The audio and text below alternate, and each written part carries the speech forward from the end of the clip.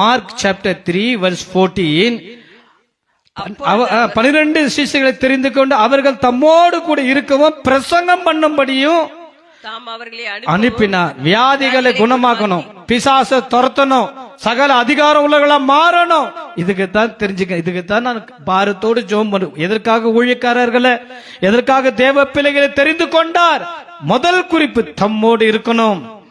அவரோடு வாழாம, அவரோடு இருக்காம, அவருடைய வசனத்தை தியானிக்காம, அவரோடு சம்பாஷிக்காம, அவரோடு பேசாம, அவரோட நேரத்தை செலவிடாம, அவருடைய சன்னிதானத்தில் 1/2 மணி, 1 மணி, 2 மணி, 3 மணி நேரம்னு அவருடைய சமூகத்தில் தரித்திருக்காம செய்கிற ஊழியங்கள் வீணா இருக்கும், அது பிரயோஜனம் இல்லாமல் இருக்கும்.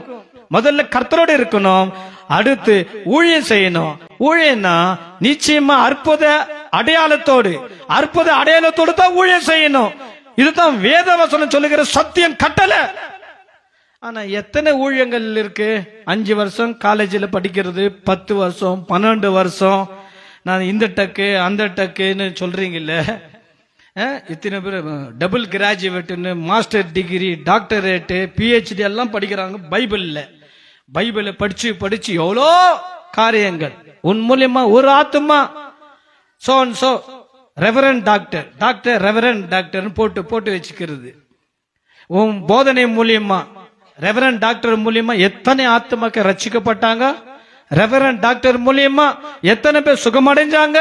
ரெவரண்ட் டாக்டர் மூலியமா எத்தனை பேர் கட்டுக்குள் அறுக்கப்பட்டது? கேட்டா இவங்களுக்கு ஸ்பெஷல் கிஃப்ட் கொடுத்துட்டாரு. விசுவாசிக்கிறவர்களால் நடக்கும் அடையாளங்கள் யாவன? இயேசு ராஜாவை விசுவாசிக்கிறாயா?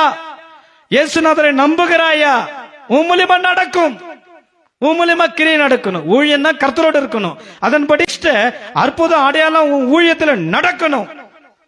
உன் மூலியமா இந்த சந்ததி ஆசீர்வதிக்கப்படணும். நம்ம கிட்ட வராங்கல்ல, அவங்க சுகமடையணும், அவங்க கட்டுகள் அறுக்கப்படணும். ஆலயத்துக்கு வர்றாங்கல்ல, தேவ பிரசனத்தை, தேவ சமூகத்தை, தேவனுடைய தொடுதலை, தேவ சத்தத்தை கேட்கணும். வீணாய் ஒருத்தரும் புறப்பட்டு போக கூடாது.